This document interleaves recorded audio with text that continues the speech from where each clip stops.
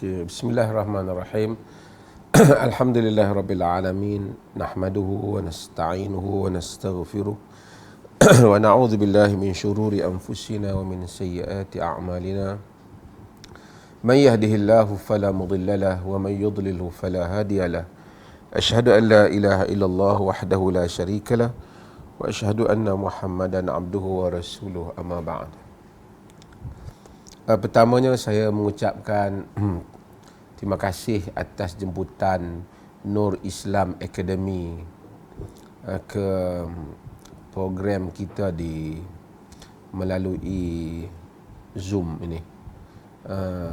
Ini walaupun saya tak kenal lah jamaah ini, tetapi insya-Allah mudah-mudahan satu hari kita akan dapat berjumpa dan saya rasa kita mungkin boleh bahagikan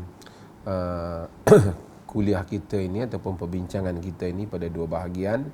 Satu bahagiannya ialah saya bercakap. Satu bahagiannya ialah kita buka kepada ruang perbincangan. Saya anggap ini ialah sebagai sesi tazkirah saja. Saya pun duduk di rumah aja ni, di library saya, dan pakai pakaian orang duduk di rumah, pakai kain pelekat, tapi tak bagus lah, tak nampak lah pasal duduk atas kursi. Saya nak sebut satu dua perkara, kemudian kita boleh ada perbincangan. Kita hari ini dah 23 Januari 2021. Masa saya kecil-kecil dulu, saya selalu sebut ni, masa sekolah, maka di sekolah universiti, orang Malaysia sebut, masa tu mula sebut tentang tahun 2020, dan semua bagaikan satu khayalan bahawasanya satu hari kita akan memasuki 2020, yang mana Malaysia akan menjadi sebuah negara dengan ciri-ciri yang dislogankan ketika itu. Hari ini kita bukan saja memasuki 2020, kita telah melangkau 2020 itu kepada 2021. Masa itu begitu pantas. Pada hari kita masuk tahun 2020, kita macam setengah orang lah, mungkin mereka macam celebrate sebab mereka masuk 2020. Tiba-tiba hari ini kita dah pun 2021. Bahkan hari ini dah mula pada penghujung bulan yang pertama bagi 2021. Demikianlah masa itu berjalan dengan begitu pantas. Dan ini semua mengingatkan kita kepada hadis Nabi SAW, di mana baginda menyebut, la taqumu sa'ah hatta yataqarrab zaman, tidak akan berlaku kiamat melainkan masa menjadi pendek. Dan ini selalu saya sebut dalam banyak kuliah saya. Mungkin sesiapa yang mengikuti ini, dia boleh tutup dulu, mute dulu dia punya sound, sound. Nanti kita masa soal jawab nanti baru ni.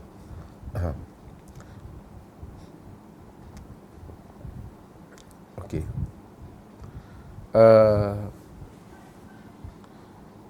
Nabi SAW menyebut dalam banyak riwayat tentang tanda-tanda kiamat itu ialah taqarrubuz zaman. Zaman itu menjadi pendek. Zaman itu menjadi shorten ataupun menjadi accelerated, dia menjadi pendek. Ini adalah tanda kiamat. Dahulu para ulama hatta dahulu mereka tercari-cari kepada makna, apakah makna zaman itu menjadi pendek. Dan ini saya syarah dalam banyak siri kuliah saya.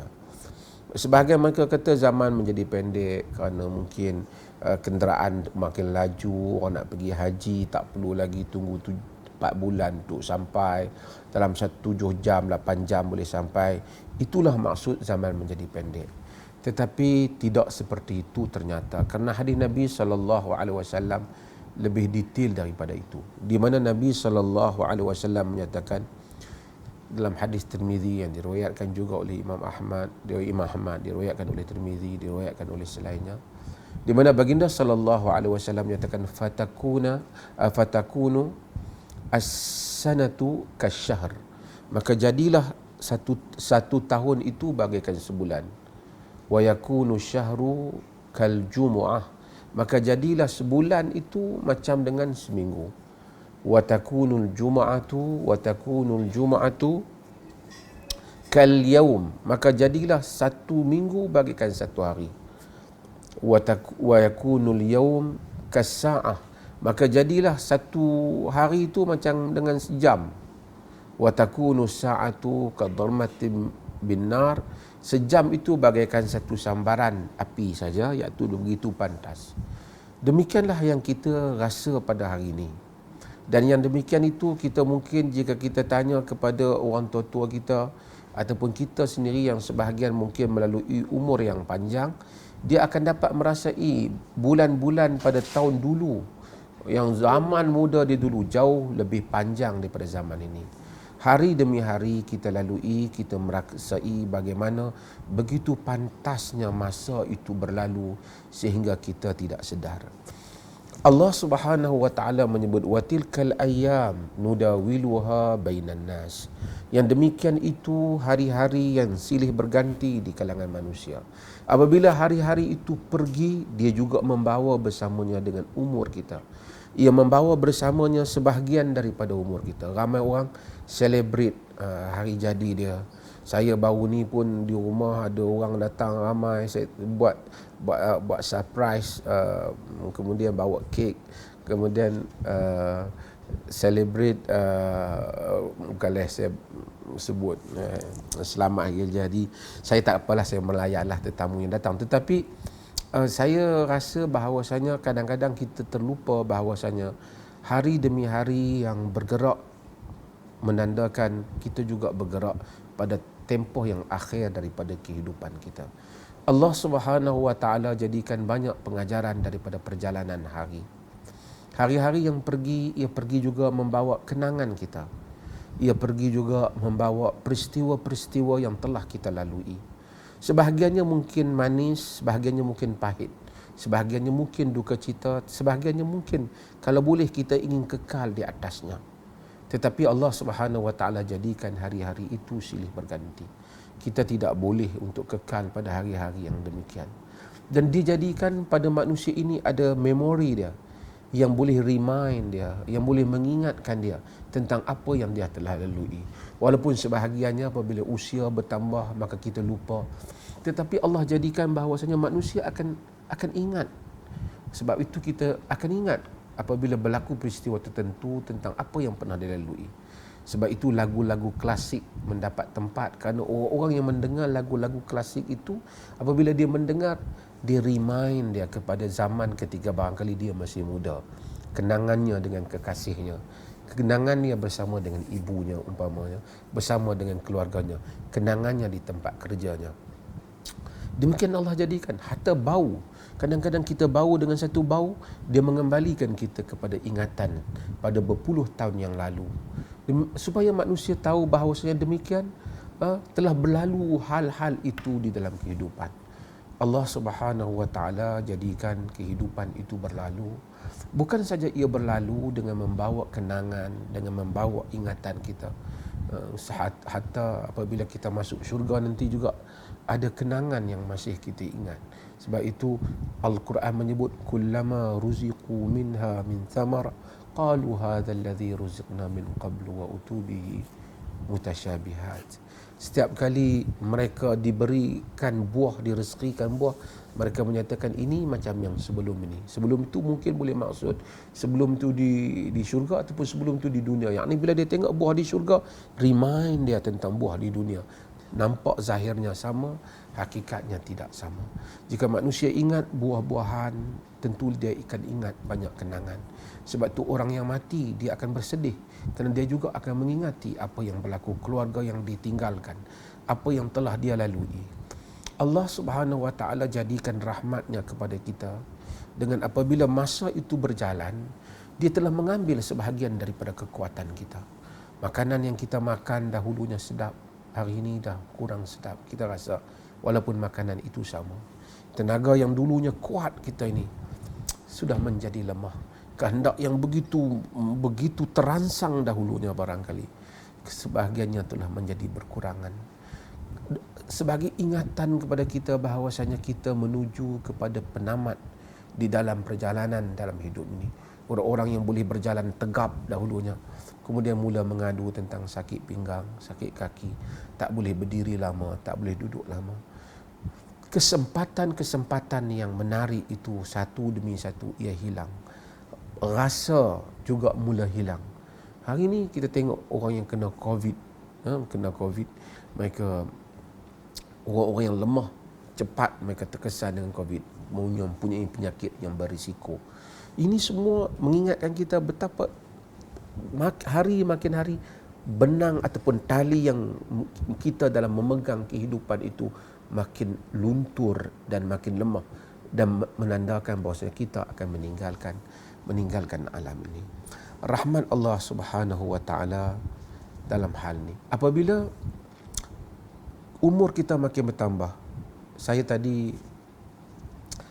dengar lagu-lagu nasyid jihad Palestin semasa saya buka di YouTube masa nasyid-nasyid pada zaman saya di Jordan. Dia kembali mengingatkan saya kepada bagaimana keadaan masa itu, bagaimana saya berdemonstrasi, macam mana semangat, bagaimana cita-cita saya dahulunya, impian kalau boleh tak nak balik Malaysia, nak pergi berjihad di Palestin. Dia mengingatkan saya, dan kemudian masa itu telah pun berlalu, dan hari ini bila saya mendengarnya, saya hanya mengimpikan kenangan ketika bersemangat duduk pada zaman itu. Masa berlalu, siapa saja, walaupun ada masa yang kita kalau boleh kita nak skip dalam kehidupan kita, tetapi sebenarnya Allah ada hikmahnya. Ada masa kalau boleh kita nak kekal di situ, kalau boleh kita tak mau meninggalkan waktu itu, kena indahnya waktu itu. Apabila masa kita berjalan, kita akan menyesal ataupun kita akan memikirkan, dah banyak masa telah pergi, apa yang telah aku buat pada masa-masa yang lepas, peluang-peluang yang kita telah terlepas dalam kehidupan kita. Namun Allah itu Rahman dan Rahim. Ia mengubat duka cita ini. Ia mengubat duka cita kita kerana waktu-waktu yang berlalu pergi dan berlari meninggalkan kita yang tidak dapat kita kecapinya, dan kita rasa rugi benar. Kenapa dahulunya aku tidak belajar agama umpamanya? Kenapa dahulunya aku tidak salat dengan banyak? Kenapa dahulunya aku tidak bersedekah dengan banyak? Allah Subhanahu wa taala menyatakan, wa wassayna al-insana biwalidayhi ihsana. Kami berpesan kepada insan agar dia berbuat baik kepada kedua ibu bapanya. Kerana ibu bapa ni surah Ahqaf. Kerana ibu bapa adalah lambang tentang kelahiran kita, kewujudan dia dan usia dia, tanda dialah insan. Bukti hidup yang kita lihat bagaimana umur berlalu, bukti hidup bagaimana kita sudah sampai, kita bermula lahir daripada perutnya, daripada tidak wujud kepada wujud. Wa wassayna al-insana biwalidayhi ihsana. Kami berpesan kepada insan supaya mereka berbuat baik kepada kedua ibu bapanya. Hamalathu ummuhu kurha wa wada'anhu kurha. Ibunya mengandungkannya di dalam keadaan lemah dan kemudian melahirkannya di dalam keadaan lemah. Wa hamluhu wa fisaluhu 30 syahra. Mengandung dan menyusukannya 30 bulan. 30 bulan itu iaitu 6 bulan lebih paling ringkas tempoh mengandung, dan 2 tahun tempoh menyusu, jadi 30 bulan. 2 tahun sama dengan 24 bulan, 24 campur 6. Quran sebut 30 sekaligus. Ini ada bukti saintifik dalam Quran. Okey.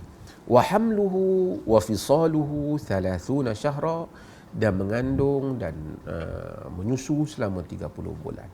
Hatta idza balagha asyuddah, sehingga apabila manusia itu sampai kuatnya, mungkin 20, 22, 28, 30, tak sama, tapi balagha asyuddah, matang dia, kuat dia. Wa balagha arba'ina sana, dan sampai kepada umur 40. Yakni manusia ni, Tuhan kata kalau 40 tu mau matang lah.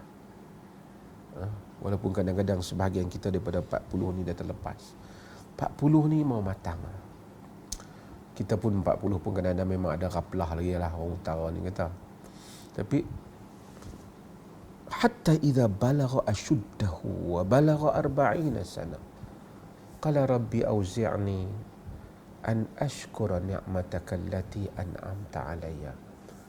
Masa tu kita akan kata, wahai Tuhan, kurniakanlah kepadaku agar aku tahu bersyukur di atas nikmat yang kau berikan kepadaku. Wa ala walidayya, dan kepada kedua ibu bapaku.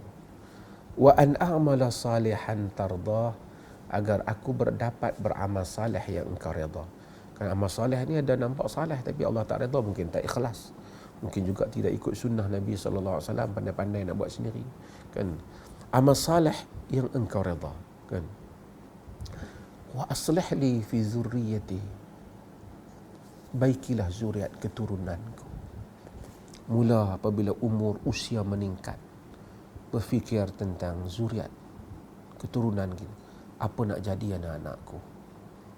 Dulu mungkin dapat anak-anak baby kita mudah, tak buat rambut baby macam tu lah, macam ni lah, nak bagi baby kita jadi macam ni. Tapi akhirnya kita berfikir, ke mana aku nak bagi jadi anak-anak aku ni? Rabbi wa aslih li fi zurriyati, baikilah untukku pada zuriat keturunanku.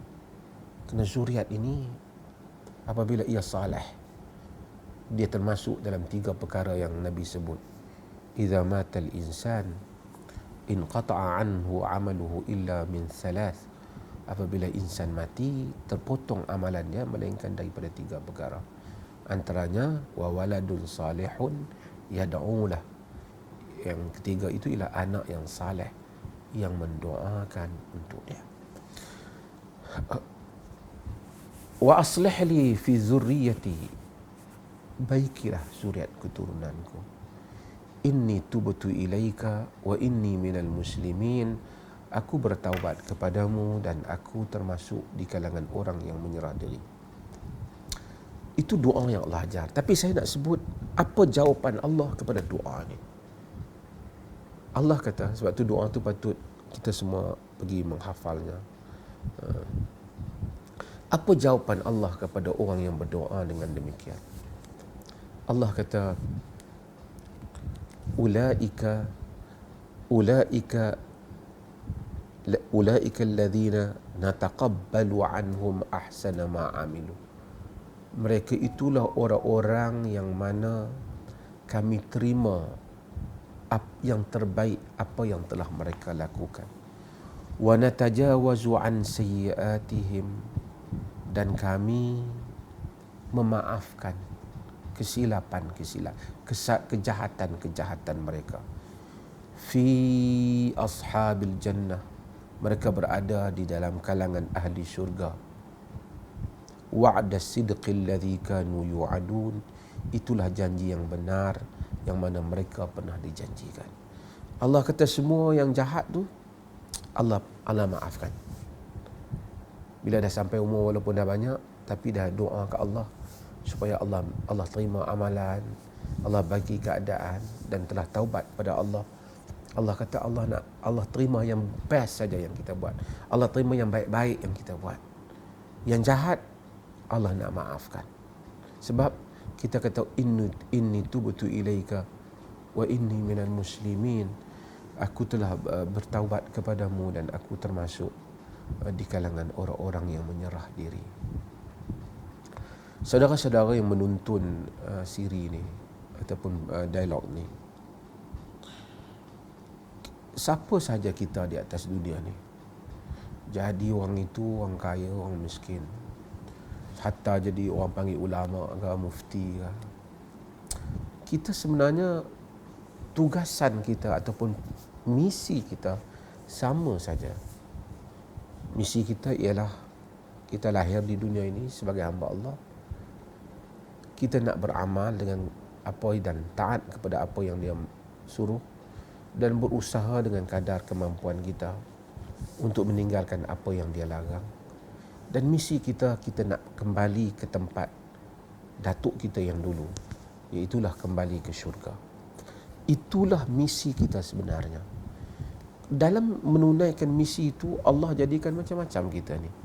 Ada jadi cikgu, ada jadi businessman, ada jadi engineer, ada jadi isteri orang, ada jadi suami orang, ada jadi isteri orang kaya, ada jadi isteri orang miskin, ada jadi macam alim, ada jadi orang tak apa tahu.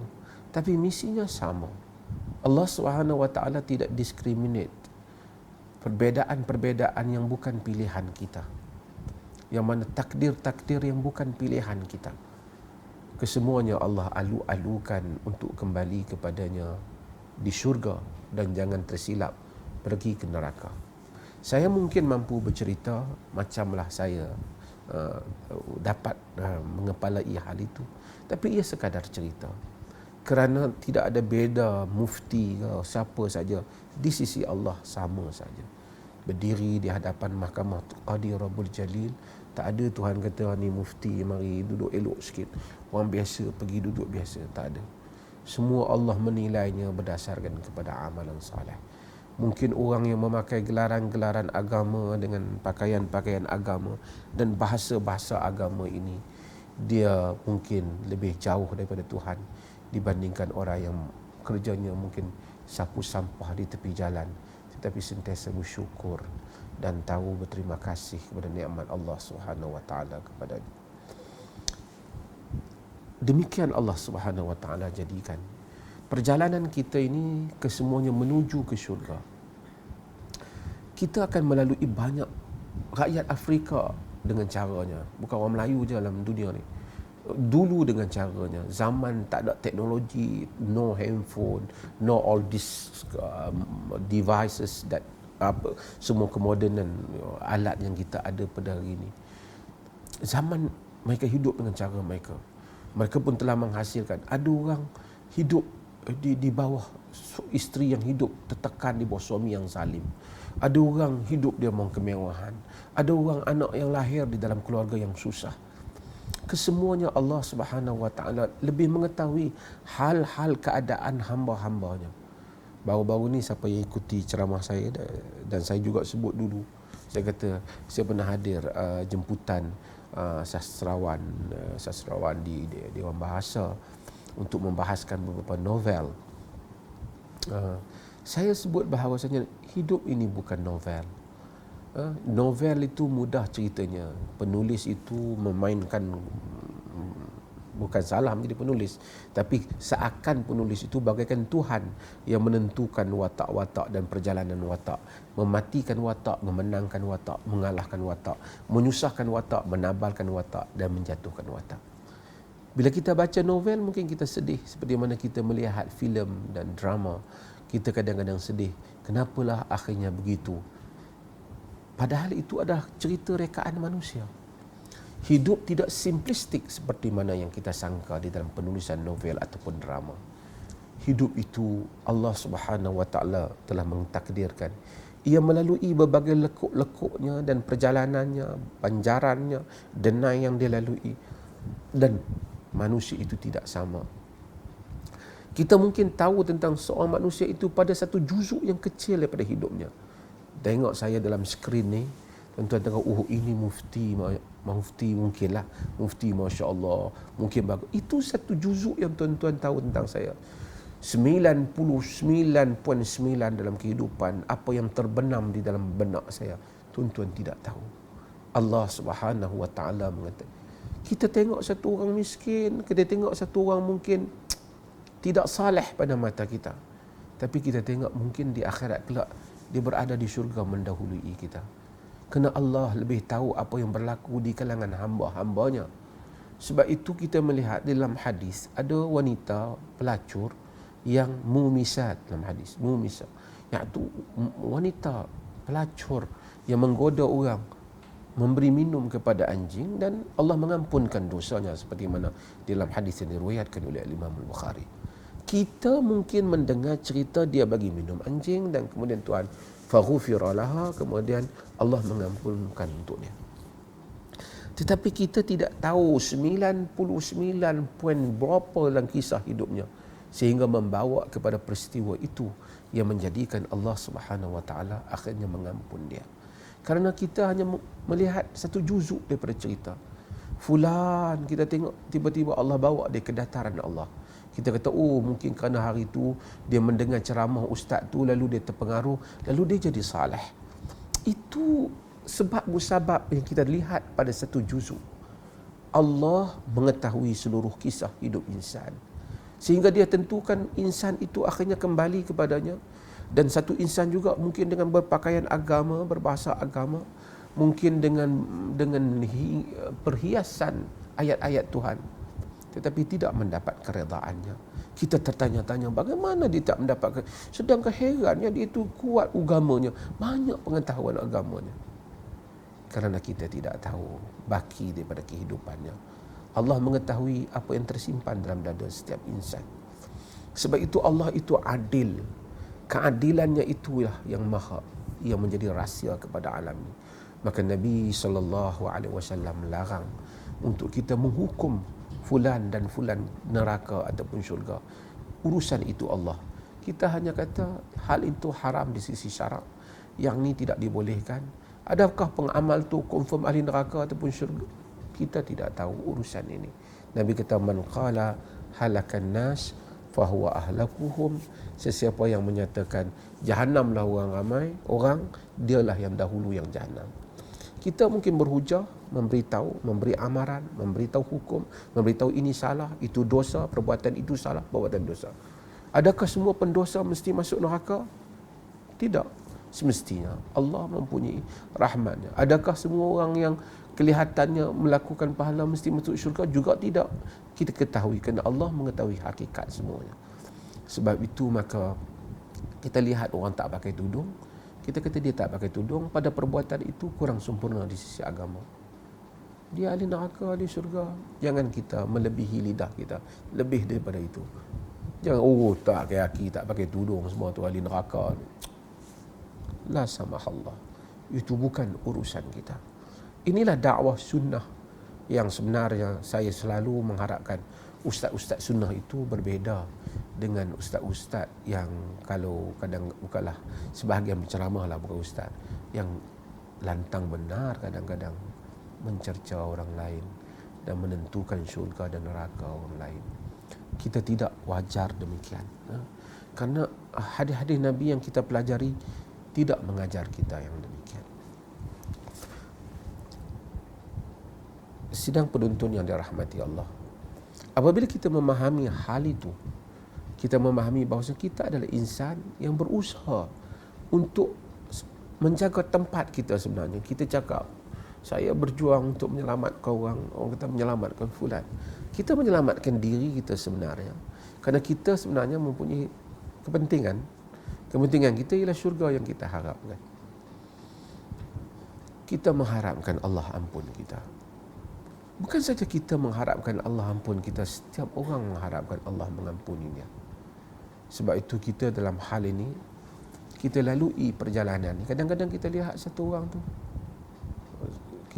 saya selalu sebut, tengok anak-anak yang hidup di pelarian, kamp pelarian. Zahirnya nampak macam susah benar hidup dia dibandingkan anak-anak kita yang hidup di rumah, ada makan cukup. Tetapi itu benar, susah, kita mesti tolong.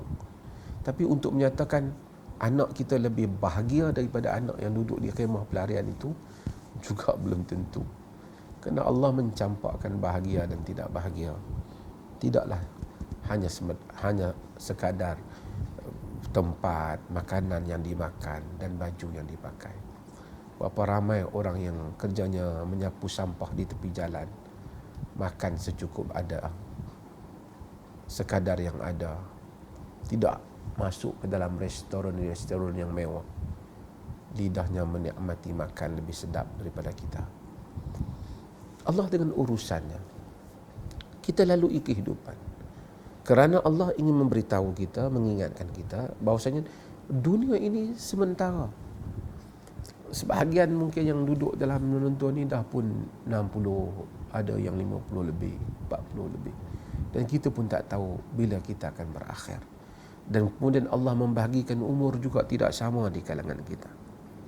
Apabila dunia ini pergi, kita pergi meninggalkan dunia ini, sekalipun kita menangis air mata darah, tidak ada apa yang dapat kita kembalikan. Sama juga seperti hari ini. Kalaupun kita menangis air mata darah sekalipun, hari semalam yang pergi tidak akan kembali lagi. Umur muda kita juga tidak akan kembali. Orang-orang yang telah menjadi kenangan di dalam hidup kita juga sudah tidak akan kembali. Kematian lebih dahsyat. Dia bukan saja tidak kembali, dia menutup satu peluang yang maha besar dalam hidup manusia, iaitulah taubat.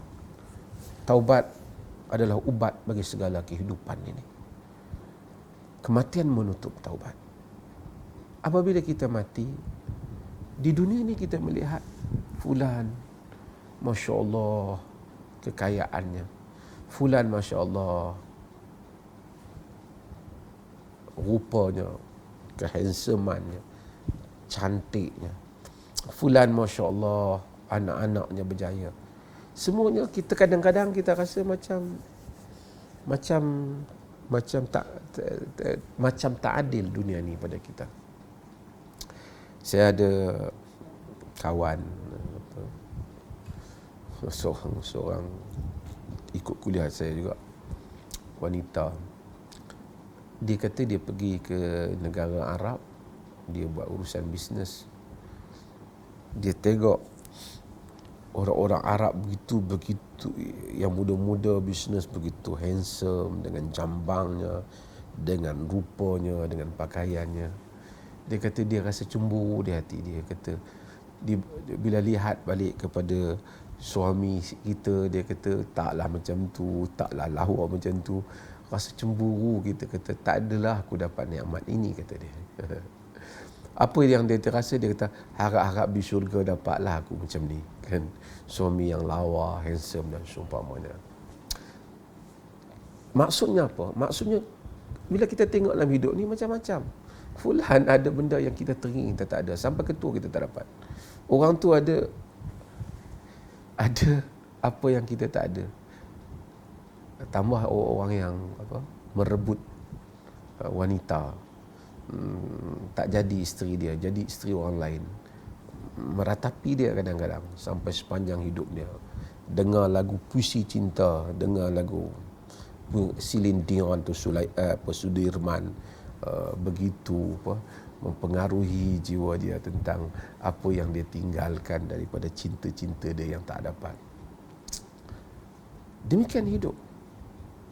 Tetapi hidup ini terlalu ringkas dan singkat untuk kita memutuskan bahawasanya habislah peluang kita dalam dunia ini. Sebab itu di dalam hadis yang diriwayatkan oleh Al-Imam Muslim dan selainnya, yang ini selalu juga saya baca dan tuan-tuan juga selalu dengar, dibaca oleh ustaz-ustaz dan mungkin juga tuan-tuan juga membacanya. Nabi SAW menyebut, kata baginda, yu'ta bi'an'umi ahli dunya min ahli nari yaumal qiyamah. Dibawa orang yang paling menikmati nikmat di kalangan ahli dunia ini, yang merupakan ahli neraka pada hari kiamat. Maksudnya dia di dunia dulu, dia segala nikmat dunia ni dia dah dapat. Mungkinlah harta, kekayaan, tempat tinggal, kedudukan, pangkat, nama, wanita cantik ataupun suami handsome, segalanya mungkin dah dapat kepada dia.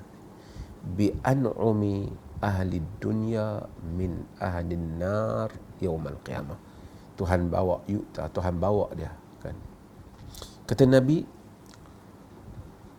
fayusbahu fin nari sabghatan, dicelup dia di dalam neraka dengan satu celupan. Ambil dia masuk neraka sekali, satu celup, angkat terus. Kemudian ditanya kepada dia, summa yuqal, kemudian ditanya, ya bani Adam, hal ra'aita khairan qad? Wahai anak Adam, adakah engkau pernah melihat apa-apa kebaikan? Hal marra bika na'imun qad?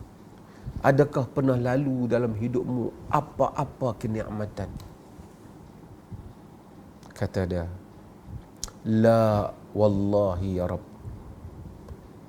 tidak demi Allah wahai Tuhan. Maksudnya segala nikmat yang telah kita lalui di dunia ini, hanya dengan satu celupan daripada api neraka, kita akan tak ingat dah. Maksudnya orang yang ada kenangan-kenangan indah, nikmat ni, dia ingat. Tapi cukup dengan satu celup, belum lagi duduk dalam neraka, Nabi kata hilang. Kemudian Allah Subhanahu wa taala bawa fayu'ta bi apa? Kemudian Allah Subhanahu wa taala bawa bi asyaddi bu's, dengan orang fi dunya min ahlil jannah. Allah bawa orang yang paling dahsyat sekali derita dia di kalangan di dunia ini, di kalangan ahli syurga. Di dunia dia lah barangkali paling miskin, paling paling susah, paling derita, paling dihina. Bi asyaddin nasil bu'san fi dunya min ahli jannah. Allah bawa dengan satu orang yang paling dahsyat sekali derita hidup di dunia ini, tapi dia di kalangan ahli syurga. Fayusbaru fil jannah sabghah, ambil dia, celup dia di dalam syurga, satu kali celup, angkat dia balik. Maksudnya sekali masuk, angkat dia balik. Summa yuqal, kemudian dikata pada dia, ya bani Adam, hal marra bika bu'sun qat? Wahai anak Adam, adakah telah berlalu kepadamu satu kesusahan yang apa-apa kesusahan? Hal ra'aita syiddatan qat? Adakah kau pernah melihat penderitaan, kesakitan, derita? Apa-apa derita? Sama sekali. Qala la wallahi rabbi ma ra'aitu syiddatan qat. La, demi Allah wahai Tuhanku, aku tak pernah tengok apa-apa derita. Everything, semua derita gone, iris, hilang daripada ingatan, hanya kerana sekali masuk, celup, masuk, keluar balik di dalam syurga. Kita doakan supaya kita menjadi ahli syurga. Segala derita yang kita lalui dunia ini, banyak penderitaannya, tapi apabila kita membaca hadis-hadis yang seperti ini, menjadikan kita tegar untuk menghadapi hidup ini, tegar untuk berpegang dengan apa yang kita percaya benar, tegar untuk meneruskan sesuatu yang kita percaya, kalau itu adalah jalannya ke syurga. Kita semua ada kelemahan dan kedaifan kita, dosa kita di hadapan Allah Azza wa Jalla. Tetapi apapun kesalahan dan kelemahan kita, syurga adalah merupakan syiar ataupun misi dan visi kita di dalam kehidupan ini. Nabi SAW di dalam hadis yang diriwayatkan oleh Al-Imam Al-Bukhari dan selainnya, Nabi cerita orang yang paling akhir. Panjang dah saya cakap. Dia cakap sikit je. Nabi SAW cerita orang yang paling akhir dia masuk syurga. Dia keluar daripada, akhirnya awalnya dia menghadap ke arah neraka, kemudian dia minta izin kepada Allah SWT untuk dekat dengan selamat neraka. Kemudian Allah izinkan, Allah kata, kemudian dia minta nak pergi duduk dekat dengan syurga. Allah izinkan, Allah kata nanti kau akan minta lebih lagi. Dia tak banyak tu saja. Lepas tu bila dia tengok syurga dengan keindahannya, dia minta izin nak masuk sikit. Bila dia masuk, dia minta izin, dia minta macam-macam. Allah kata kau telah bagi janji tadi, tak mau dah minta dah apa. Tak mau, hanya nak tengok saja. Dia kata pada Allah, dia kata, ya Rab, la taj'alni ashqa khalqika. Wahai Tuhanku, janganlah kau jadikan aku ni lah hamba-Mu yang paling teruk. Dia lah hadis Nabi kata, Nabi kata Allah ketawa, yakni apa yang layak dengan kebesaran Allah. Allah suka dengan dia. Ni manusia tu macam tu lah, Allah kata. Bila dia masuk syurga, padahal dia ni yang last, Allah kata kepada dia, Allah minta kepada tamanna. Kamu bercita-citalah. Tamanna. Fayatamanna hatta inqata'a umniyatuhu. Dia berangan-angan segala apa yang di dunia ni yang dia teringat, dia nak dulu, dia sebut habis dia nak. Allah Subhanahu wa taala apa dia sebut, Allah kata tak ada dah. Dia itu yang nak. Allah kata kaza wa kaza fa aqbala yudhakkiruhu. Dalam hadis kata, Allah kata kau kan dulu nak ini. Allah ingatkan satu demi satu yang menjadi cita-cita dia di dunia dulu yang dia dah lupa. Mungkin dulu-dulu ni dia ada berkenan kat orang tu, dia pun dah tak ingat dah. Mungkin dia orang, semua cita-cita itu Allah bawa semula dia ke ketika Allah suruh dia, kau sebut apa yang kau nak. Dia sebut semua. Tapi Allah tahu masih lagi dia ada benda yang tertinggal, dia tak ingat dah. Allah tolong ingatkan dia lagi benda-benda yang kau nak. Dia beringat, betul. Jadi dia pun sebut, Allah sebut lagi, bagi lagi pada sebut, sehingga hatta intaha al-amani, sehingga berintahat al-amani, sehingga habis dia kata tak ada dah lah apa yang dia nak. Ada belaka dah di dalam syurga ni. Allah Subhanahu wa taala kata, qala Allah laka dzalika wa misluhu, untuk engkau macam tu dan untuk kau macam tu, dan satu kali ganda lebih daripada itu, yakni lebih baik daripada itu. Sidang penonton yang dirahmati Allah sekalian, saya sebut ini mukaddimah saya, mukaddimah dekat sejam. Mukaddimah umum saya lah, sebagai ingatan dan tazkirah untuk diri saya sendiri yang pendosa ini, untuk saya bersemangat meneruskan hidup ini, dan juga mungkin tuan-tuan dan puan-puan juga, mudah-mudahan Allah mengampunkan kedaifan, dosa dan kesalahan kita, diberi peluang untuk kita menikmati syurga. Umur-umur yang berlalu pergi, kenangan yang dibawa, memori yang berlari, yang tinggal di dalam ingatan, dan perkara-perkara yang tak tercapai dalam hidup kita, ataupun yang telah tercapai yang tidak lagi dapat kita ulangi. Walaupun pada zahir perjalanan masa tidaklah ada peluang kembali kepada kita, namun Allah Subhanahu wa taala memberikan ruang kepada kita dengan doa tadi, supaya Allah mengampunkan yang silap, membalas yang terbaik apa yang kita lakukan ataupun yang baik yang kita lakukan, dan kemudian supaya segala penderitaan itu diberikan nikmat yang lebih besar pada kehidupan yang sebenar di akhirat nanti, insya-Allah. Sekian, terima kasih.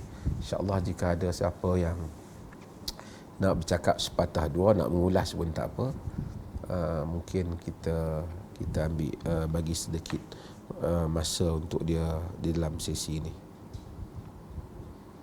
Silakan balik pada puan pengurusi kita tadi.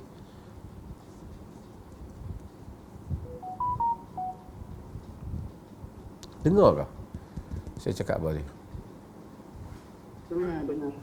Dengar clear.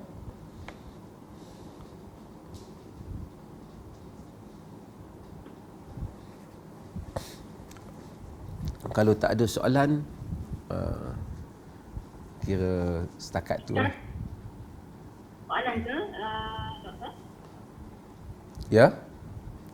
Sekarang kita boleh buka question and answer ya? Ya, boleh jika sekiranya saya mampu mengulas, saya akan mengulas.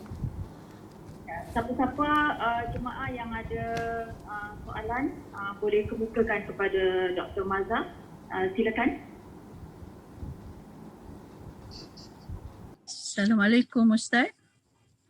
Boleh Salam. dengar saya bercakap? Saya Boleh tak dengar, nampak. Tak nampak siapa bercakap. Cuba bagi saya nampak.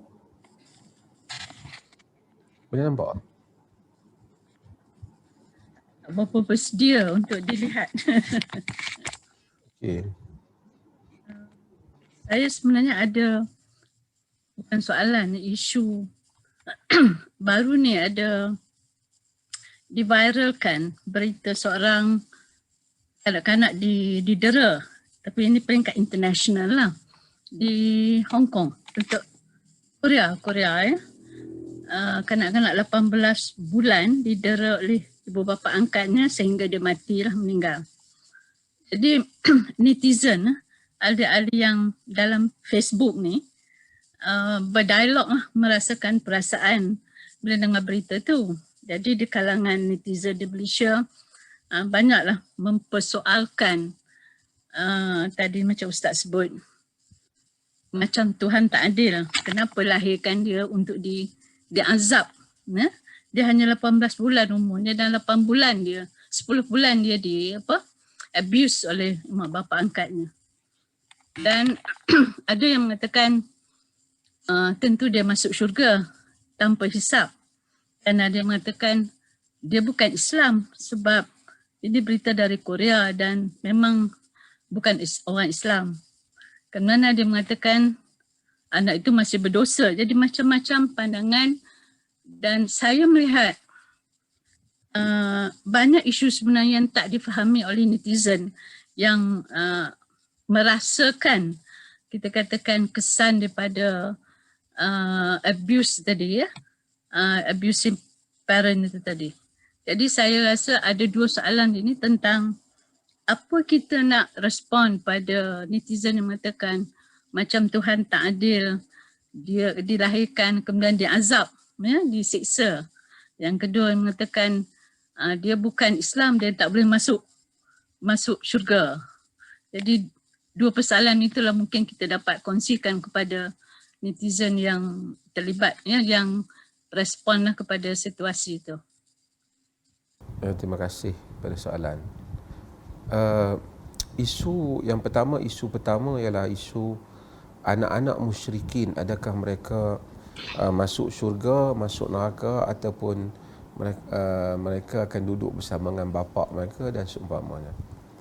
Isu ini telah menjadi perbahasan yang panjang di kalangan ahli-ahli teologi dahulu kerana masalah nusus-nusus yang ada ataupun nas-nas yang boleh dipahami dengan berbagai-bagai cara. Tetapi satu prinsip yang mesti kita semua kena percaya, bahawasanya Allah itu adil. Adil itu merupakan sifat Allah Jalla wa'ala. Dan dia tidak zalim. Dan tidak zalim itu telah dijadikan janji dia. وَمَا اللَّهُ بِظَلَّامٍ لِلْعَبِيدِ. Allah tidak akan zalim kepada hamba-hambanya. Kan? Dan dalam hadis yang diriwayatkan oleh Imam Muslim, Allah kata, inni haramtu zulm wa ja'altuhu bainakum muharrama. Aku telah mengharamkan kezaliman, yakni Allah sendiri tidak akan melakukan kezaliman, dan aku menjadikan dia di kalangan kamu adalah haram. Maka Allah tidak akan menzalim hamba-hambanya. Oleh kerana Allah tidak menzalim hamba-hambanya, maka dia tidak akan mengazab hamba-hambanya di atas kesalahan yang orang itu tidak lakukan. Kesalahan orang itu tidak lakukan.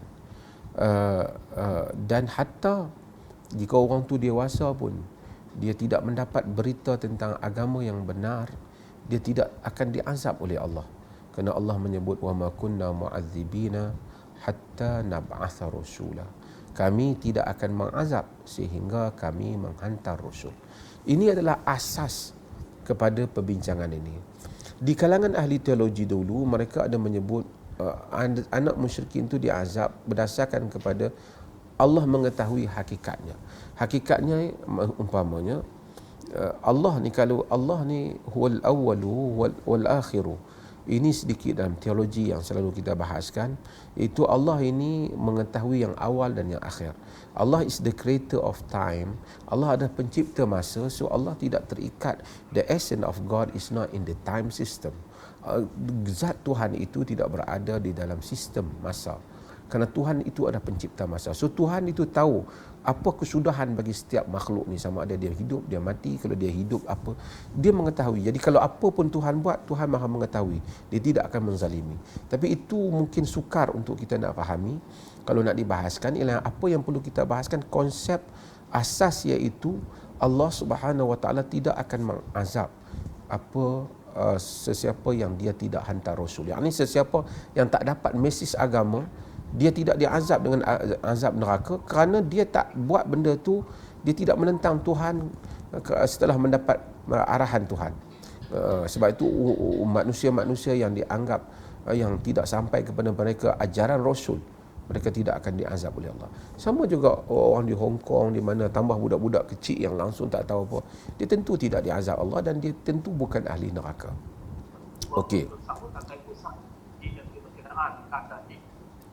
Siapa dia bising tu? Okey. Yang kedua ialah tentang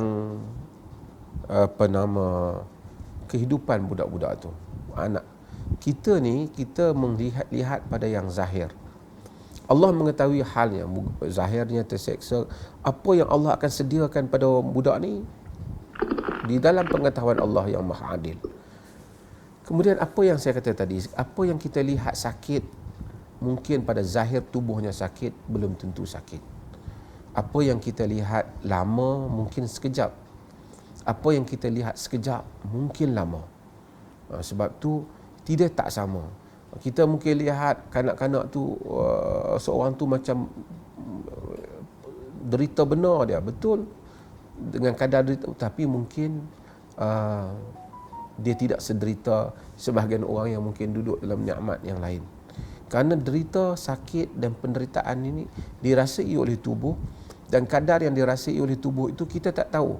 Mungkin kita dapat sakit yang sama macam kawan kita, tetapi kadar kesakitannya tidak sama.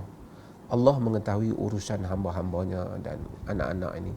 Kehidupan itu berlalu pergi, dan kemudiannya Allah Subhanahu Wa Taala sudah pasti tidak akan menzalimi hamba-hambanya. Itu adalah kaedah yang mesti kita tahu dahulu. Dan ada pun tentang budak tu, kita percaya Allah akan berikan yang terbaik, dan ada pun orang yang zalim, Allah akan membalas kepada orang-orang yang zalim.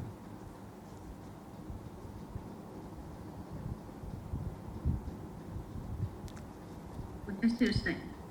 Sama. Assalamualaikum. Safiul Samah Datuk. Assalamualaikum. Saya sebenarnya memang bertugas dengan kerajaan dulu, tapi sekarang dah lepas bersara, saya menyertai grup-grup tazkirah. Ada second generation yang tu kelas-kelas tu. Cuma dari soalan-soalan yang dikemuka, topiknya luas, Safiul Samah. Dia termasuk tafsiran dan juga hadis-hadis Nabi. Cuma ada timbul macam perasaan, adakah sistem pendidikan kita menyampaikan mesej mengenai tauhid dengan sempurna? Seolah-olah macam sistem civil tu dah lama menyerap dan mengasingkan seolah-olah Islamic law ni satu sistem yang paralel dan civil law satu sistem yang lain. Jadi dia seolah-olah saya tidak berani mengatakan bukan semua Sabi Husama. Bukan semua, tidak. In fact, sometimes I'm comforted the younger people seem to know. Tapi kalau saya boleh secara general, adakah pada pengalaman Sabi Husama ada masih lagi kalangan yang boleh dikatakan kita terikut-ikut, tidak sebenarnya memahami pada hakikatnya. Maaf saya kalau soalan saya ni tak relevan. If you can give me some example that clarify your meaning or your question. Ya, saya rasa ia mungkin timbul daripada soalan-soalan yang saya dengar melalui grup tu lah. Macam soalan Ufti tadi, questioning why is it like this, why must there be inequity, why does it seem to be unfair. Tapi sebaliknya saya ialah kalau saya boleh sharekan sedikit, saya daripada bidang perundangan dan jadi seolah-olah macam the hakikat jurisprudence tu, teori belum difahami sebab masyarakat kita pada pandangan saya, I may be wrong Sabi Husama, kepincangan dalam masyarakat sekarang, apa jua lah masalahnya, seolah-olah macam belum lagi diserapkan nilai-nilai sebenarnya, kecantikan ajaran Al-Quran. Adakah itu sebalik? Maaf Sabi Husama, boleh saya berhenti setakat itu saja? Ya, boleh. Saya berhenti sebab nanti seolah soalan saya macam melarat. Ya, okay. Tu compounding. Maaf, terima kasih. Syukran. Ada beberapa keadaan dalam hal ini. Yang pertamanya ialah agama tidak menghalang. Yang pertamanya ialah tentang tauhid. Memang asas pengajian yang patut diletakkan dalam kehidupan anak-anak kita ialah tentang tauhid. Asas mempercayai Allah Subhanahu Wa Taala dengan segala kebijaksanaannya, mempercayai kitabnya ialah kitab yang benar dan rasulnya ialah rasul yang benar. Dan inilah jika kita lihat apabila kita pergi membaca seperti surah Luqman dan seumpamanya, kita akan lihat asas pesanan Luqman yang pertama, ya bunayya la tusyrik billah inna syirka la zulmun azim. Wahai anakku, jangan engkau mensyirikkan Allah, sesungguhnya syirik merupakan satu kezaliman yang maha besar. Asas tauhid yang kuat didirikan. Selepas daripada itu baru datang soal tentang solat dan yang lain-lain. Kadang-kadang kita punya intro kepada hukum syarak ni ataupun agama ni, bila kita nak bawa anak kita supaya beragama, yang kuat sangat, yang sebahagian tu pakai tudung dulu yang kecil-kecil, padahal masa tu tak wajib lagi. Ada pula yang terus solat dulu kan. Memanglah 7 tahun disuruh solat, belum lagi dipaksa. Tapi kita terlepas satu foundation yang penting dalam kehidupan, iaitulah menegakkan tauhid, menanamkan bahawasanya Allah Subhanahu Wa Taala menciptakan segala-galanya, dia wujud dan benar, dan dia telah mengutuskan agama yang benar, iaitulah Al-Quran dan sunnah Nabi-Nya sallallahu alaihi wasallam. Jika ada apa-apa yang tidak jelas dalam Quran dan sunnah, bukan kerana agama itu tidak benar, mungkin kefahaman kita juga yang belum tepat. Ini hal yang mesti kita tegakkan. Second ialah, agama pula tidak melarang manusia bertanya untuk mengetahui, bukan untuk mencabar Tuhan. Hatta malaikat juga pernah bertanya, Tuhan, ataj'alu fiha man yufsidu fiha wa yasfiku dima wa nahnu nusabbihu bihamdika wa nuqaddisu lak. Adakah kau nak jadi padanya orang yang akan menumpahkan darah padanya, memusnahkannya, orang yang memusnahkannya dan menumpahkan darah padanya? Dia bertanya. Jadi bertanya tidak menjadi masalah. Seketika dulu orang agama macam menghalang orang bertanya, sehingga ada teori, ada kata-kata barang siapa yang banyak bertanya maka lemahlah imannya.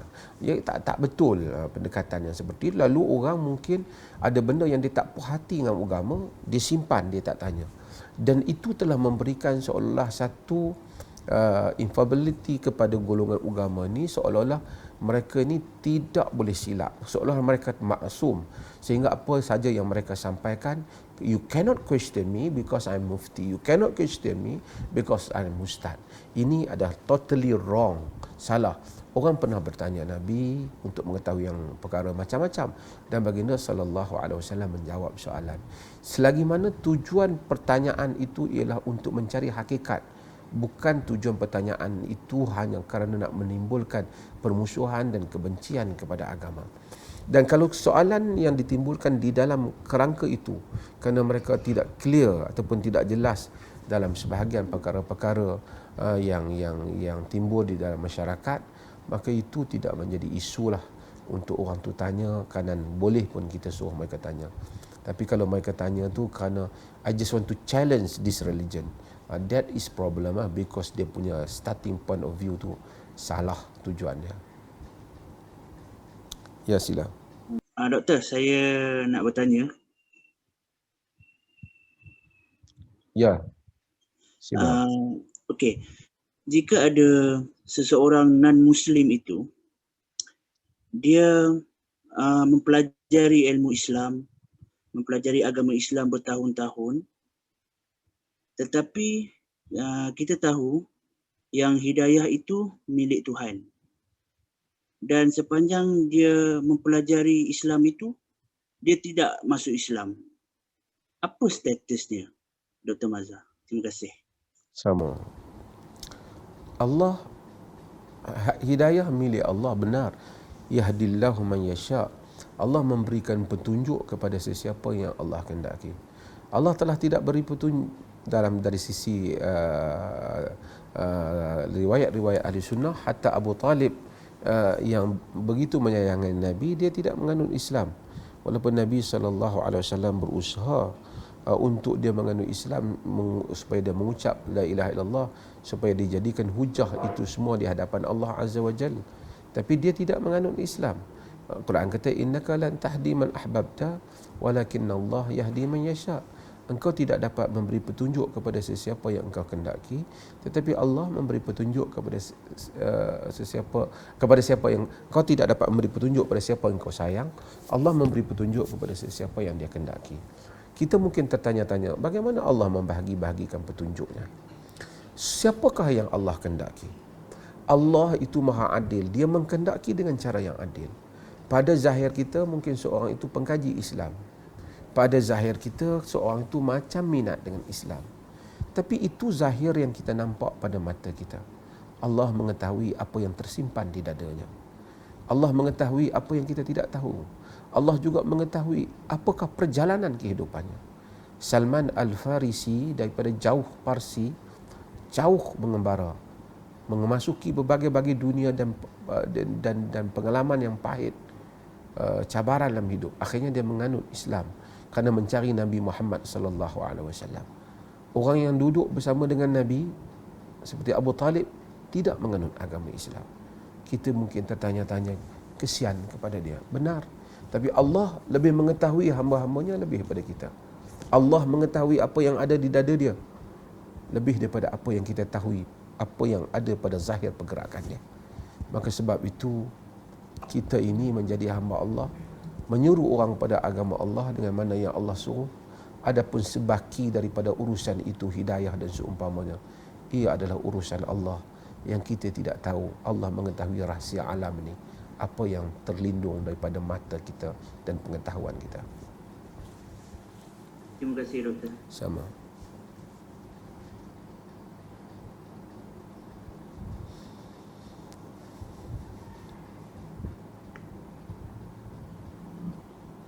Ada soalan lagi daripada pihak jemaah?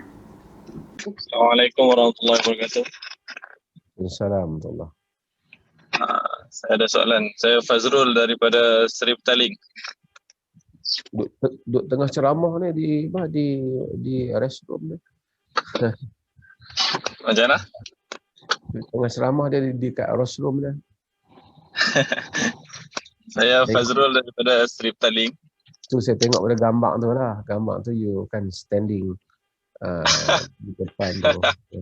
Ini masa saya tengah belajar study di college. If you can appear on the Oh, screen. boleh. Nak buka video Yeah, not necessary, but that's better. Boleh. Okay, you can proceed your question. Okay. Saya ada satu soalan tapi dengan 2 ayat lah. Ayat Quran yang pertama, Inna Allah ishtara minal mu'minina anfusahum wa amwalahum bi'anna lahumul jannah. Dan ayat yang kedua, kuntum khaira ummatin ukhrijat linnas ta'muruna bil ma'ruf wa tanhauna 'anil munkar. Dan seterusnya sampai habis. Boleh Doktor jelaskan tentang ayat ini, nuzul dia dan apa yang kehendak Allah daripada ayat ini? Itu saja soalan saya. Jazakallah. Terima kasih banyak. Tapi kalau jawab soalan ni saya nak kena ceramah lagi 2 jam lah. Bagi setiap ayat syarah dia dengan ni. Cuba spesifik dah nak tanya apa Habib. Okey, Apa spesifik yang kan. tak faham daripada ayat tu kat mana? Baru jadi soalan. Okey, spesifikkan apa kehendak Allah daripada ayat ini, apa yang Allah nak beritahu. Ayat yang mana? Dua-dua ayat tu saja ke? Satu ayat kan? Dia panggil innallaha ashtara minal mu'minina anfusahum wa amwalahum bi anna lahumul jannah tu. Kat mana yang nak tu? Kat mana yang you tak faham? Saudara tak Saya faham tak kat mana? faham Yang mana? maksud. Yang beli ke tak faham? Yang jual ke tak faham? Baru boleh jadi soalan. Apa maksud dia yang sebenar membeli tu? Allah telah memberi diri kita. Okey. Allah beli, Allah ni tidak memerlukan. Okey, boleh stop. Itu maksud saya, yang apa maksud Allah memberi itu apa maksudnya? Okey, boleh tutup skrin tu. Itu saja. Okey, Allah Subhanahu Wa Taala ni tidak memerlukan kita. Tetapi Allah Subhanahu Wa Taala berikan gambaran bahawasanya dia ishtara minal mu'minina anfusahum wa amwalahum bi anna lahumul jannah. Dia beli daripada nyawa kita, harta kita, dia bayar dengan syurga. Seolah-olah macam Allah ni perlukan kita, tapi Allah bukan perlu. Maksudnya Allah tukar apabila hamba tu bagi diri dia, bagi nyawanya untuk mempertahankan agama Allah. Allah kalau kita tak pertahankan agamanya pun, dia tetap mampu mempertahankan agamanya. Tetapi kerana Allah itu nak melihat sesiapakah hambanya yang taat kepadanya, seakan-akan bagaikan Allah itu membeli ataupun Allah itu mengambil nyawa dan harta kita.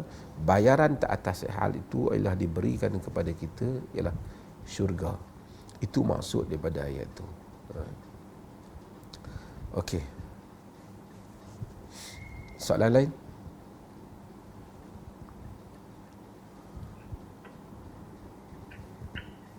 Ada soalan lain lagi daripada mana-mana jamaah? Assalamualaikum warahmatullahi wabarakatuh. Dengar Doktor? Assalamualaikum warahmatullahi wabarakatuh. Dengar. Okey, saya Hamzah daripada Kuala Ketir lah. Saya daerah sekarang. Saya malah nak ni sebab saya tak bersedia untuk tak bersedia untuk ni sebab saya agak ni lah, tak terurus sikit. Saya nak tanya soalan Doktor. Kan ada, saya tak pasti ni hadis ke yang kata man ra'a minkum munkaran kan falyukhayyiru bi yadi fa in lam yastati' fa bi lisani. Ya, hadis riwayat Imam Muslim. Ya. Okey, maksud tu. Hadis. Ya. Cuma ada, tak silap saya pernah dengar ada lagi satu hadis dia tentang kita tegur dengan menggunakan tangan ni kan. Kan Nabi dia macam contoh kita dalam mendidik anak-anak ataupun kita mendidik murid-murid kan.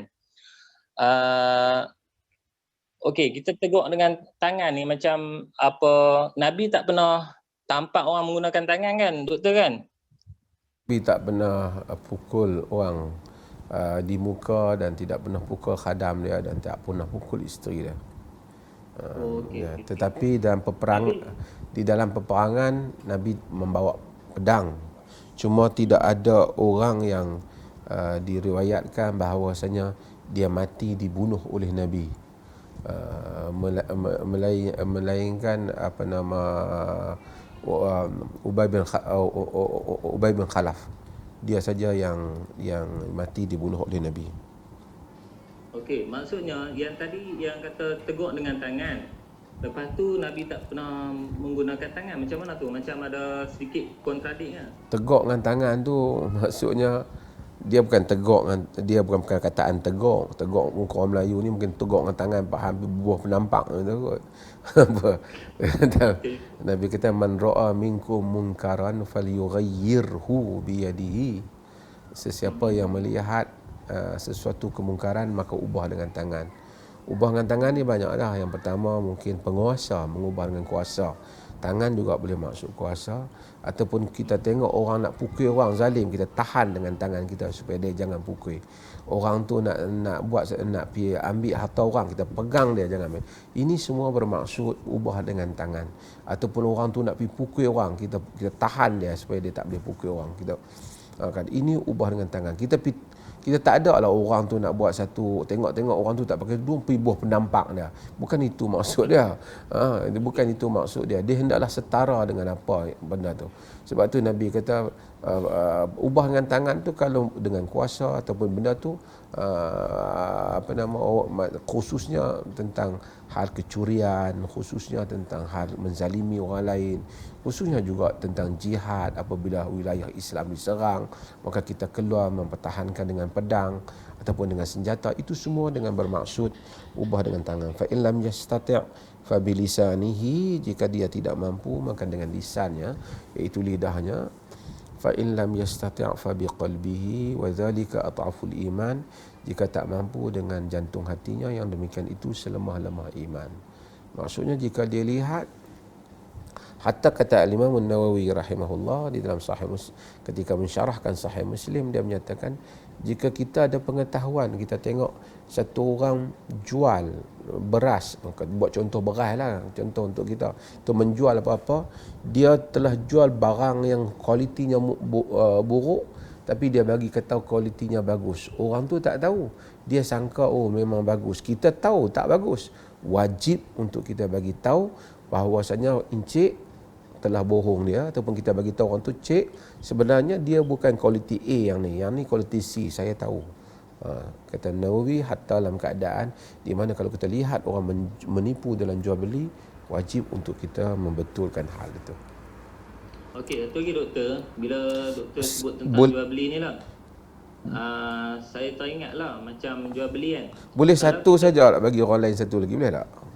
Okey, boleh. Nah, okay. kita bagi adil. Doktor. Waalaikumsalam. Okay. Malam-malam ni tak hijab jadi tak payah video lah ya. Okey, soalan saya, antara tanda-tanda kiamat ialah daripada Allah mana ni? Rohana daripada Hatamas juga. Oh, tadi pasal apa? Macam Contoh daripada Kuala Nerang. Kuala Ketih ya. Okey, tak apa, sila Rohana. Kuala Ketih. Antara tanda-tanda kiamat ialah Allah akan tarikkan ulama. Jadi bila mendengar perkara ini kadang rasa takut pula nak suruh zuriat kita mempunyai zuriat, kerana guru-guru akan menjadi yang berilmu, yang ada kualiti akan berkurangan. Jadi apakah pesanan doktor untuk pesanan untuk zuriat kita untuk untuk mempersediakan anak mereka?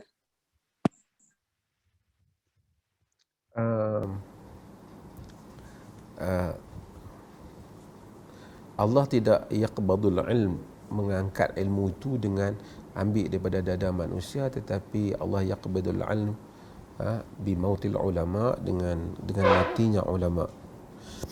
Matinya ulama ni maksud ahli ilmu. Kita zaman sekarang ni, kita banyak orang yang ulama, kita bila masyarakat tidak begitu berilmu, masyarakat tu kadang-kadang dia keliru antara ulama dengan penceramah. Dia ingat penceramah tu ulama. Jadi sebenarnya tidak semua penceramah tu ulama. Ada ulama jadi penceramah lah, tapi bukan semua penceramah tu ulama. Kadang-kadang orang tu dia mungkin pandai cakap, dia pensyarah lah ataupun dia penceramah. Dia mungkin tidak mempunyai ilmu yang bagus di dalam fiqh, di dalam tauhid, tapi dia mungkin orang kata sembang pandai lah ataupun pandailah ceramah. Baguslah dia sumbangan lah, dia mungkin pendakwah lah. Sebahagian tu pendakwah, sebahagiannya bukan merata-rata lah dalam dunia ni kan. Sebahagiannya ada yang selebriti, iaitu ini satu tempat cari makan dia lah untuk ceramah-ceramah ni. Jadi kita yang duka citanya ialah apabila matinya alim, iaitu orang yang ahli ilmu, yang menguasai ilmu. Dia menjadi tempat rujukan hukum, bukan tempat dengar ceramah seronok, boleh duk buat melawak. Bukan salah saya kata, tapi itu bukan ulama, itu mungkin penceramah. Ulama ni dalam arti kata orang alim menyimpan ilmu di badannya, rujukan hukum hakam syarak ataupun ilmu syarak, yang mana bila mati mereka ini kita duka cita. Tokoh-tokoh besar, penulis-penulis besar yang menulis karya-karya yang besar yang mati, kita duka cita apabila kita tengok karya-karya mereka besar. Kita tengah mati Syekh Wahbah Zuhaili, mati sebelum itu banyak lagi tokoh-tokoh. Mati Syekh Abdul Aziz bin Baz, Muhammad Saleh ibn Utsaimin, mati orang yang alim, mati juga Syekh Maulana Abdul Hasan Ali An-Nadwi, mati orang ni alim. Mereka ni bila meninggal, matinya para ulama. Yang lain pun kita hargai, bukan yang dengan sumbangan mereka, tetapi kematian mereka ini menakutkan. Kita semua mendoakan zuriat kita menjadi yang terbaik lah, kan. Tapi Allah Subhanahu Wa Taala ini demikian, dia bahagi-bahagikan. Ada orang alim besar tapi anak dia tidak menjadi alim. Ada orang bapa dia biasa saja tapi dia menjadi alim. Allah juga kadang-kadang membahagi-bahagikan nikmatnya itu. Dia mengangkat sesiapa yang dia kendaki di kalangan hamba-hambanya. Kita tak perlu, kadang-kadang sebab itu kesilapan pendidikan kita kadang-kadang ialah apabila kita nak menjadikan anak kita itu semuanya budak yang dapat A. Bila tak dapat A, susah hati. Dan kita pun nilailah para cikgu kita ni kejayaan dia dengan dia telah menjadikan berapa banyak anak murid dia mendapat A. Itulah guru cemerlang. Kita tidak menilai di sudut bagaimana dia telah berjaya mendidik budak yang teruk kepada baik. Itu tak termasuk dalam penilaian kita kadang-kadang. Kita tidak menilai kadang-kadang budak keupayaan seseorang manusia yang berjaya itu. Kadang-kadang bukan hanya dia dapat A. Ini saya nak sebut sikit lah. Sebab itu kadang-kadang bila anak kita nak periksa, kita doa kata, ya Allah bagi anak kita berjaya. Setengah ibu bapa sangka buruk dia dengan Allah Ta'ala. Bila anak dia tiba-tiba tengok tak berapa dapat A macam dia harapkan, dia rasa doa dia tak mustajab. Dia salah sangka dengan Allah. Allah ni apabila dia jadikan seorang tu, kita kenapa kita minta anak kita berjaya dalam periksa? Kerana kita nak menunjuk kat orang kata anak kita banyak A ke? Kerana kita harap masa depan dia lebih baik di sudut kejayaan dia menempatkan diri dalam pekerjaan dan seumpamanya. Itu sebenarnya maksud kita. Tapi melainkan kita memang maksud A tu bukan nak apa sangat, nak tunjuk kat orang, itu cerita lain lah. Itu salah daripada asal. Kadang-kadang anak kita doa dia tak dapat pun kita nampak A, tak dapat pun nampak berjaya cemerlang tahu. Tetapi nanti pada hujung perjalanan hidup dia akan muncul dengan orang yang baik. Dia akan muncul dengan kejayaan yang tersendiri. Berapa orang yang muncul dengan A yang hebat, yang semua sekolah sangka, 10 tahun kemudian dia tak menjadi seperti yang disangka. Berapa orang yang sekolah dulu nampak dia ni terak mana, tapi 20 tahun kemudian dia muncul sebagai orang yang begitu besar rezekinya, begitu baik sumbangannya. Dan ini semua urusan Allah. Sebab itu kita doa kepada anak-anak kita. Kita didik dia dengan kadar yang tanggungjawab. Setiap kali kita didik dia, kita tahu bahawasanya inilah ilmu yang dia akan amalkan. Mudah-mudahan dengan dia beramal dengan ilmu ni, besok mudah-mudahan aku akan mendapat habuan pahala daripadanya. Dan Allah apabila tanya aku, apa yang telah kau didik anak kau? Aku telah beritahu, kita bagi tahu padanya, saya telah bagi tahu kepadanya supaya taat kepadamu, supaya mengikuti ajaranmu, membenarkan Rasulmu. Dan ini adalah benda yang paling penting dalam hidup. Kemudian Di kalangan manusia ni akan ada yang alim, ada yang saleh, ada yang alim, ada yang jadi besar dalam ilmu tauhid, ada dalam ilmu fiqh, ada yang jadi engineer, ada yang jadi warga, ada yang jadi polis, ada yang jadi askar, ada semua itu keperluan kehidupan manusia belaka. Allah mengangkat di kalangan hamba-hambanya siapa yang dikehendaki dan mengatur urusan kehidupan mereka. Yang penting semua kita dalam urusan ni, kalau kejayaan kita ialah apabila kita dapat mengurangkan dosa dan mendapatkan pahala yang lebih. Nabi Yusuf alaihi salam, setelah dia mencapai dalam hidupnya semua pencapaiannya, telah jadi raja Mesir, jadi semua yang dilalui, dia kata akhir doanya ialah tawaffani muslima wa alhiqni bis salihin. Ya Allah, matikanlah aku sebagai seorang muslim dan masukkanlah aku di kalangan hamba-hambamu yang saleh. Itulah kemuncak harapan doa seorang Nabi yang telah menjadi maharaja di negerinya Mesir. Maka demikian itulah harapan kita untuk diri kita dan anak-anak kita sekalian. Saya ingat terima kasih banyak. Kita 10.30. Saya takut nanti pihak polis akan menarik permit kita kerana telah berkumpul lebih daripada masa yang ditetapkan. Kami di Perlis ni PKP PKP balik. Walaupun sebelum ni semua dah okey, tapi apabila masa cuti baru ni dikatakan 1 juta orang mai ke Perlis, pakat mai tengok segala apa yang ada. Perlis juga akhirnya telah meningkat. Walaupun taklah begitu tinggi, tapi kita terpaksa limitkan masjid lah. Semoga Allah mengembalikan keadaan yang terlebih kepada yang lebih baik. InsyaAllah. Amin. Minta maaf banyak jika ada pada penyampaian saya yang kurang kena ataupun terkasar bahasa, dan mudah-mudahan insya-Allah. The plan perkampungan sunnah.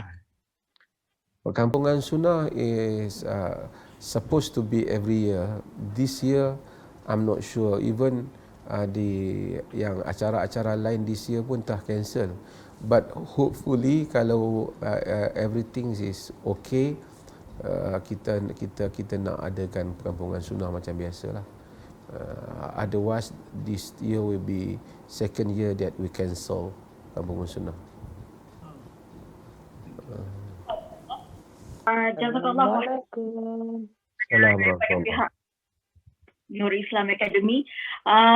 Akhir kata daripada doktor, kalau doktor boleh bagi kata-kata nasihat kepada kami jemaah semua, memandangkan ada yang di kalangan kita yang terkena musibah, ujian untuk COVID ni, macam-macam. Kata-kata akhir daripada doktor sebelum kita berakhir. Saya sebenarnya bukan kata-kata akhir nak bagi nasihat ke orang. Pertama, sentiasa saya cuba nak nasihatkan diri saya dululah. Sebab orang lain mungkin dengar saya nasihat, dia rasa oh pandai Dr. Mazhar cakap ke apa, ataupun dia mufti. Tapi Allah lebih mengetahui tentang hakikat diri saya, baik ataupun buruk. Sebab tu saya rasa macam bersalah juga nak bagi nasihat kepada orang, kerana sebahagian orang yang mendengar nasihat ataupun cakap saya ni, mereka jauh lebih baik daripada saya. Tapi walau bagaimanapun, demikianlah hidup ni. Manusia ada pasang surut dalam hidup ni. Lemah dan kuat waktunya. Allah Subhanahu Wa Taala menjadikan banyak stesen yang kita lalui dan pengalaman yang akan kita tempuh. Hidup ini adalah satu gelombang yang besar. Mungkin saudara kita ni tutup dulu satu. Hidup adalah merupakan satu perjalanan yang bagaikan kita menempuh satu samudera yang luas dan hebat. Kita pun tidak tahu bagaimana perjalanan ombak itu. Kunci pada hidup ni, kalau kita lihat sebanyak ayat dalam Al-Quran, satu hal itu, tawakal. Tawakal is the easiest perkataan barangkali nak sebut tawakal. Tetapi paling sukar untuk kita laksanakan. Hatta saya yang menyebut ni pun sukar untuk melaksanakan. Tawakal bermaksud thiqah, meletakkan seluruh kepercayaan dan keyakinan pada Allah dan berputus asa daripada segala harapan di tangan orang lain. Itulah tawakal. Apabila kita berjaya menempatkan segala pengharapan kita ini hanya kepada Allah, orang lain hanya sebab musabab sahaja, dan kita tak percaya pun sesiapa dapat menyelesaikan urusan kita, menunaikan hasrat kita, membawa kita mencapai apa yang kita ingin, melainkan Allah Subhanahu wa taala saja. Apabila kita yakin bahawasanya yang mustahil pada orang lain tidak mustahil jika Allah ingin mewujudkannya atau mengadakan bagi kita. Apabila kita sampai kepada kemuncak keyakinan bahawasanya kita percaya jika kita bersama dengan Allah, segala yang kita kehendaki Allah bisa mendatangkannya untuk kehidupan kita. Kita berada pada tawakal yang demikian. Apabila kita merasakan segala apa yang orang tolong kita dan bantu kita hanya sebab dan musabab, ia bukan mutlak yang menentukan jaya ataupun gagalan kita, melainkan kehendak Allah Subhanahu wa taala juga, maka kita berada dalam tawakal. Orang-orang yang seperti inilah yang Allah nyatakan, alladzina qala lahumun nas innan nasa qad jama'u lakum fakhshawhum fazadahum imana. Orang-orang yang apabila dikata kepada mereka, orang telah berkumpul untuk mengambil tindakan pada kamu, takutlah pada mereka. Fazadahum imana wa qalu hasbunallah wa ni'mal wakil. Mereka bertambah iman mereka kata, cukuplah bagi kami Allah, dia adalah sebaik-baik tempat untuk kami menyerahkan urusan. Jika saya dapat sampai ke tempat itu, ke dataran tawakal itu, menyerahkan urusan pada, jika tuan-tuan dapat sampai kepada jiwa yang benar-benar percaya Allah lah segala tempat pergantungan, selain daripada Allah hanyalah sebab musabab yang bukan menentukan jaya ataupun tidak. Semua kejayaan Allah dapat tentukan sekalipun tanpa sebab musabab. Maka ketika itu kita akan menikmati hidup ini dengan nikmat yang besar. Segala gelombang kita tidak akan takut. Kita, segala kepercayaan kita, kegusaran dan gundah gulana kita juga akan hilang. Kita percaya walaupun duka cita itu datang, tetapi jika Allah kehendaki, ia dapat mengubah apa yang kita sangka tidak berubah. Walaupun bala itu telah menimpa, namun masa depan masih lagi dalam penentuan di tangan Allah Subhanahu wa taala. Sekian, terima kasih. Wassalamualaikum warahmatullahi wabarakatuh. Waalaikumsalam. Waalaikumsalam. Waalaikumsalam.